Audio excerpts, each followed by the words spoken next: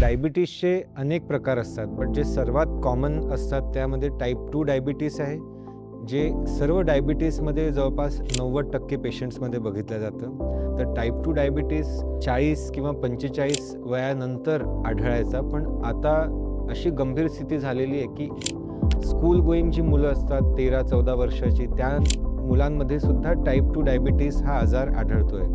आणि ह्याचं मुख्य कारण हेच आहे, की जी बदललेली जीवनशैली आहे, सेडेंटरी लाईफस्टाईल आहे, कमीत कमी फिजिकल एक्सरसाइज आणि जंक फूडचं सेवन जे वाढलेलं आहे, त्यामध्ये स्ट्रेससुद्धा वाढलेला आहे. या सर्व कारणांमुळे डायबिटीस स्पेशली टाईप 2चं प्रमाण खूप लहान वयाच्या लोकांमध्ये सुद्धा आढळतं आहे आणि त्यामुळे त्याचं निदान वेळेवर करणं आवश्यक आहे.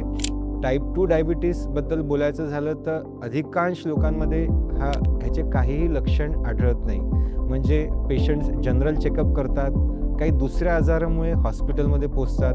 होऊ शकतं त्यांचे डोळ्याचं ऑपरेशन होतं आहे, गुडघ्याचं ऑपरेशन होतं आहे, त्यामध्ये सर्व चाचण्या होतात आणि त्यांचं डायबिटीस समोर येतं. आणि काही लोकांमध्ये वजन कमी होणे, इन्फेक्शन्स, खूप तहान लागणे आणि खूप जास्त भूक लागणे अशी लक्षणसुद्धा आढळू शकतात.